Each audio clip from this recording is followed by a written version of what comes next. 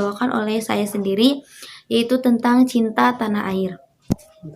Setiap warga negara Indonesia yang beragama Islam harus mencintai tanah air sebagai ruang hidup dalam menjalankan kehidupannya yang selalu mendapat ancaman baik dari dalam maupun dari luar negeri. Manifestasi cinta tanah air antara lain diwujudkan menjaga lingkungan hidup,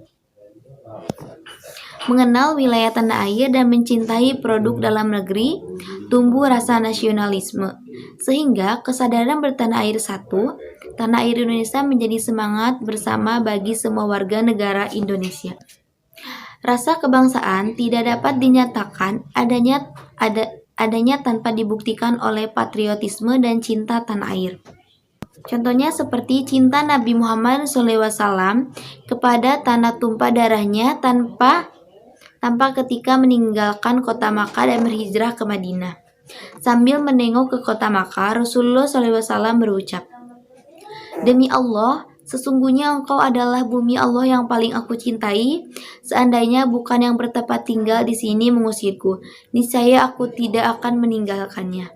Bahkan Rasulullah SAW mengatakan bahwa orang yang gugur dalam membela keluarga, mempertahankan harta dan negeri sendiri dinilai sebagai syahid, sebagai yang gugur membela ajaran agama. Bahkan Al-Quran menggandengkan pembelaan agama dan pembelaan negara dalam firman-Nya. A'udzu billahi minasyaitonir rajim. Bismillahirrahmanirrahim. La yanhaqumullahu 'anil ladzina lam yuqatilukum fid-dini wa lam yuharijukum min diyarikum an tabarruhum wa tuqsitu ilaihim innallaha yuhibbul muqsitina. Innama yanhaqumullahu 'anil ladzina naqatalukum fid-din wa ahrajukum min diyarikum wa doharu ala ihrajikum an tawallawhum wa man yatawallahum faulaika humud dhalimun. Yang artinya, Allah tidak melarang kamu untuk berbuat baik dan berlaku adil terhadap orang-orang yang tidak memerangimu karena agama dan tidak pula mengusir kamu dari negerimu. Sesungguhnya Allah menyukai orang-orang yang beradil. Sesungguhnya Allah hanya melarang kamu menjadikan sebagai kawanmu orang-orang yang memerangimu karena agama dan mengusir kamu dari negerimu, dan membantu orang lain untuk mengusirmu. Dan barang siapa menjadikan mereka sebagai kawan, maka mereka itulah orang-orang yang zalim. QS Quran Surat Al-Mumtahanah ayat 8-9. Cinta tanah air bukan hanya syariat dari Nabi Muhammad SAW, tetapi bersifat universal dan diajarkan oleh para utusan Allah SAW. Sebagai contoh dalam Al-Quran disebutkan, A'udzu billahi minasyaitonir rajim. Bismillahirrahmanirrahim.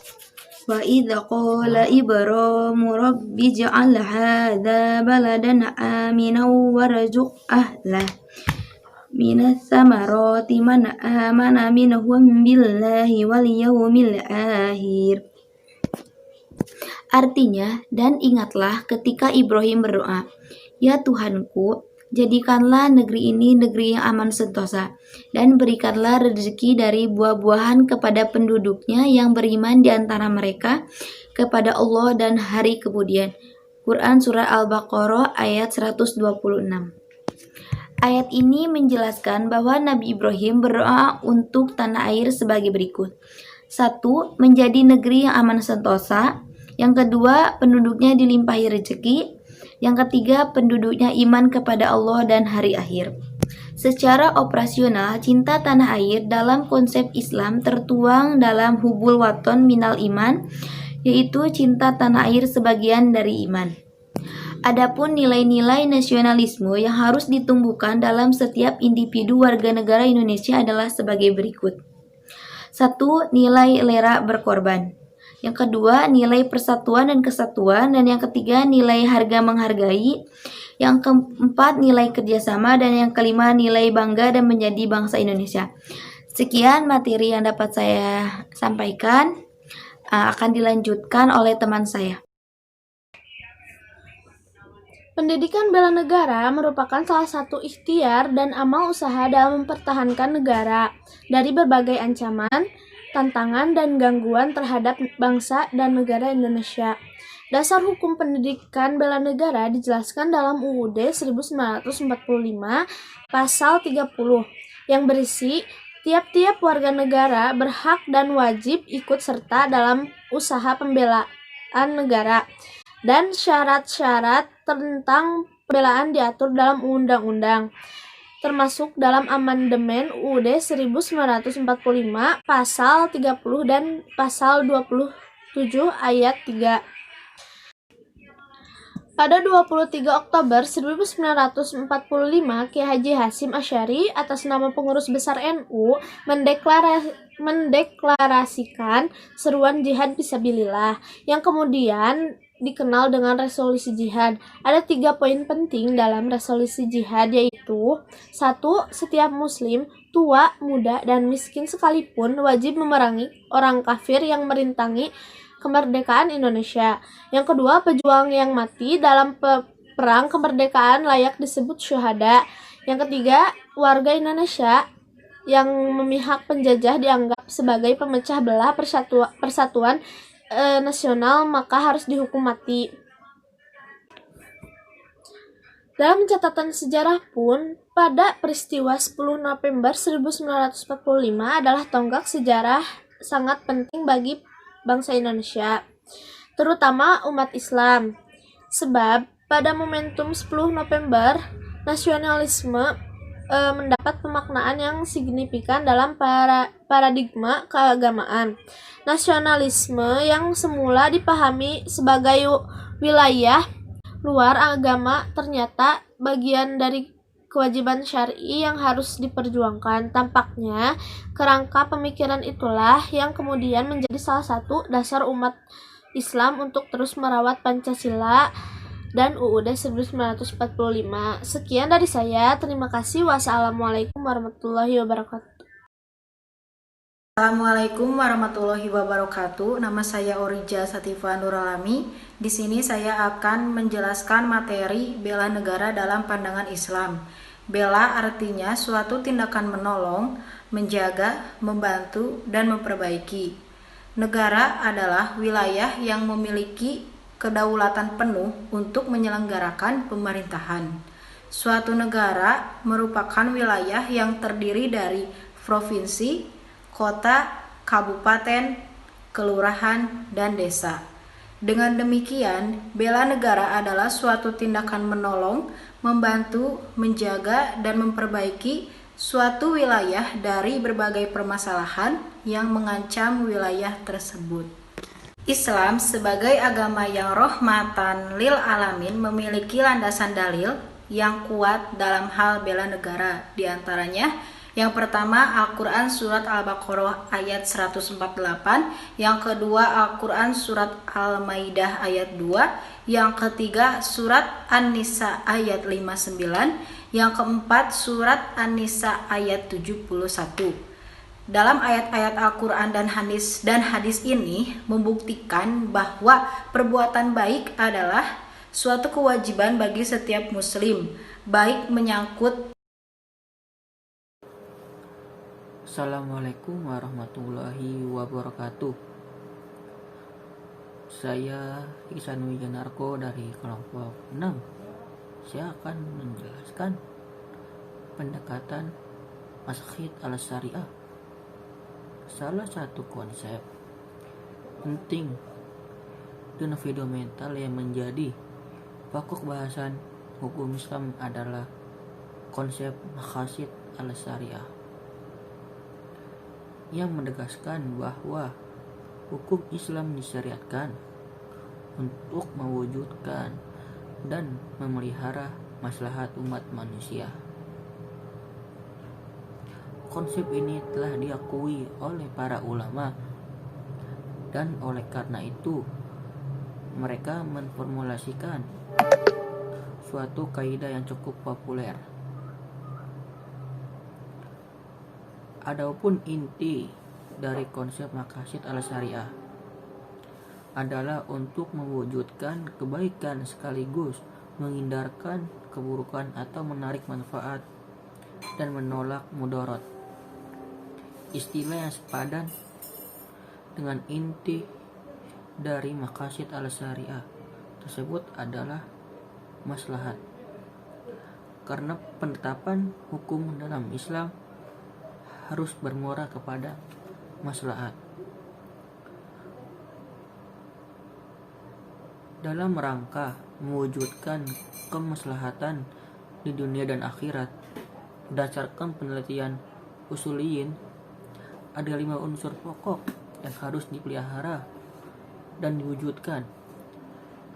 Kelima pokok itu adalah menjaga agama, jiwa, akal, keturunan, dan harta.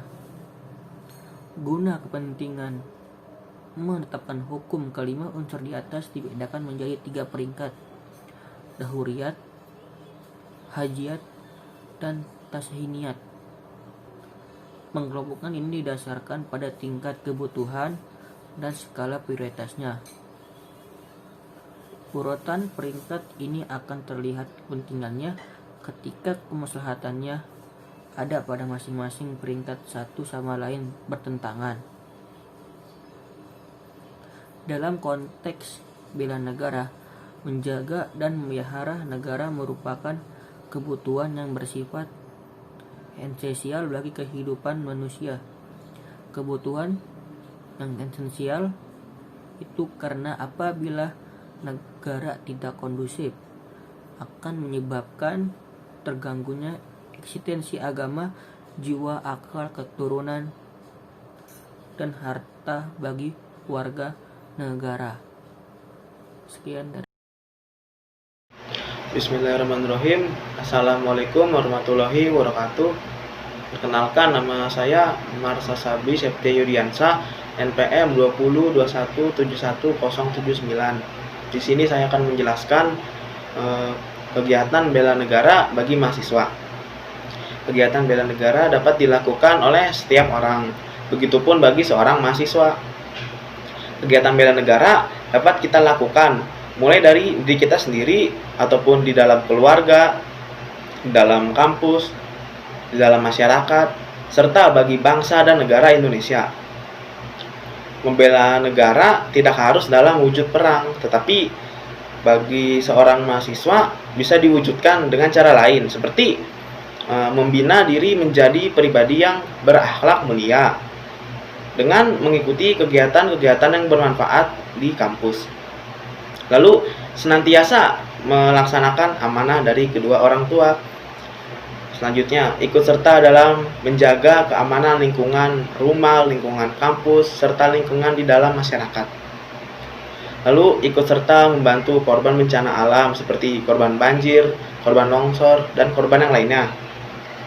Lalu belajar dengan tekun di dalam semua bidang kajian yang dapat dimanfaatkan untuk memakmurkan bangsa dan negara Indonesia.